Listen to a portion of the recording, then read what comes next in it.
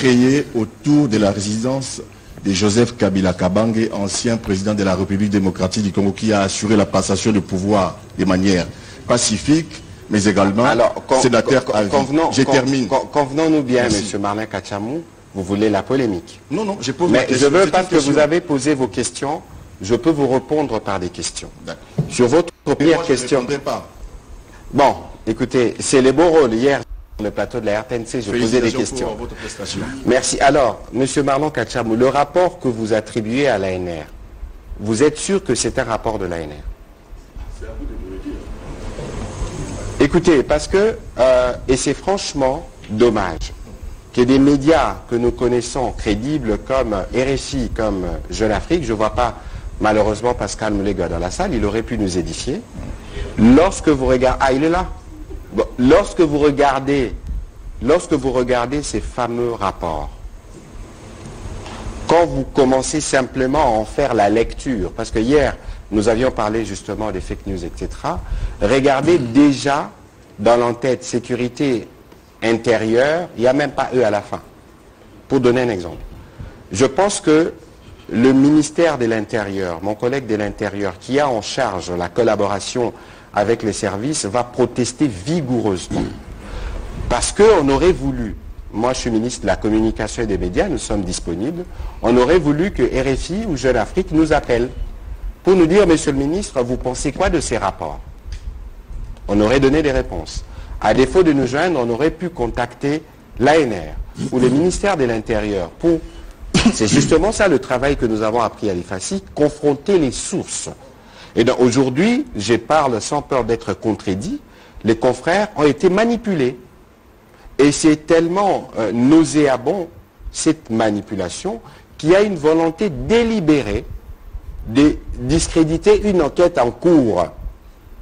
Parce que ce n'est pas du devoir du gouvernement de parler des questions de la justice, dont on n'a pas le détail, mais vous avez vu que de manière transparente, depuis les débuts de ces crimes, qui nous a tous touchés dans notre fort intérieur, parce que le ministre Chérubin, pour moi, c'était un aîné, avant même que nous soyons au gouvernement, et donc nous sommes tous affligés, nous partageons la peine de sa famille.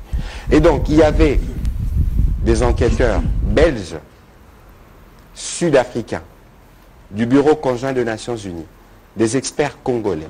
Il y a eu 5 ou 6 équipes qui ont travaillé activement autour du parquet pour faire la lumière sur ces procès. Alors, s'il y a des gens qui ont un rapport et qui ont déjà les verdicts, pourquoi n'ont-ils pas versé, nous les disions ici, tous ces éléments au niveau du parquet?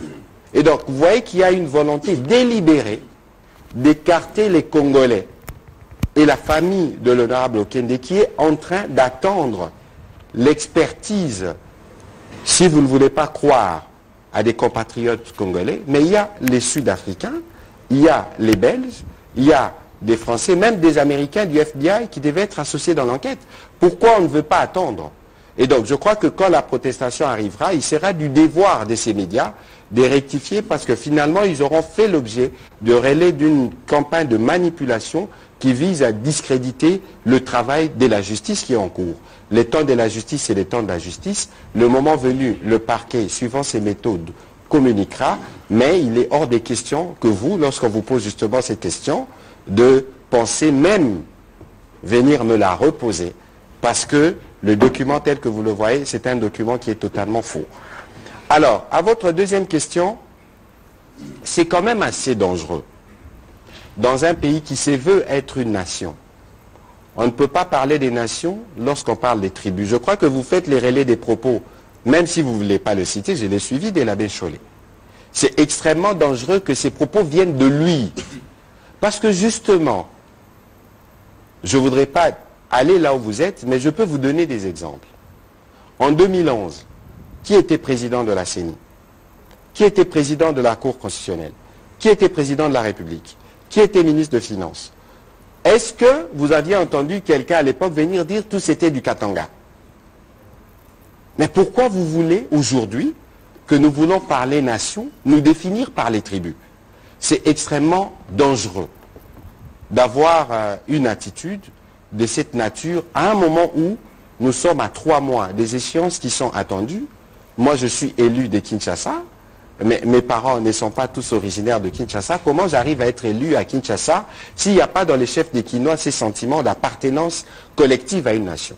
Et donc il faut cesser d'exacerber cette question des tribus. Nous en avons parlé en conseil avec le ministre Yves Moukoulou qui a présenté un projet de loi dans ces sens-là. Nous espérons que cela va aboutir parce qu'il faut que nous bannissions l'identification par la tribu. Vous êtes Congolais, je suis Congolais, certains rajoutent ce que vous savez qu'ils rajoutent, moi je ne les rajoute pas, mais aimons le Congo et travaillons pour le Congo. Alors sur votre dernière question, je vois qu'il y a toujours beaucoup de polémiques qui viennent, mais il faut regarder la question dans le fond. Moi, je n'ai pas suivi la question dans tous les détails, mais ce que je peux vous dire simplement, c'est que si vous voulez aller rapidement au Kempinski ou au Pullman, ne passez-vous pas devant le Palais de la Nation? Est-ce que, avant l'arrivée du président de la République aux responsabilités, est-ce qu'on pouvait passer devant le Palais de la Nation? Si on peut passer devant le bureau du président de la République en fonction, tout le monde peut passer par là, à toutes les heures. Pourquoi ne peut-on pas passer devant la résidence? Encore, je parle sous réserve, parce que je ne suis pas spécialiste en urbanisme. Mais je présume que mon collègue Pius Mabilou doit avoir pris toutes les précautions d'usage pour autoriser quelque chose de ce genre. Alors l'exhortation, c'est qu'il faut aller à la source. J'ai vu Yves Abdallah aller sur terrain, j'ai vu son reportage, je lui ai demandé de faire davantage. Comme ça, vous pouvez venir mieux nous édifier. Vous pouvez prendre des témoignages de ceux qui ont toujours vécu dans ces quartiers-là pour être sûr que nous ne racontons pas des histoires sous des prismes politiciens. Et donc si aujourd'hui, nous tous, nous pouvons circuler devant le Palais de la Nation, qui est un des sites stratégiques, il faut considérer que si cela ne gêne pas la conduite ou les différents aménagements, on peut passer devant la résidence de tout le monde. Et donc voilà plus ou moins la réponse à vos questions provocatrices et des questions polémiques. Merci. On va terminer avec...